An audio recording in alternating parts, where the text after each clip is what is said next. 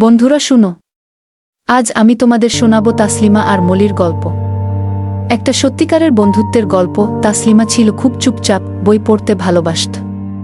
আর মলি, সে ছিল পুরো উল্টো, হাসি খুশি, দুষ্টু, গান গাইতে ভালোবাসত।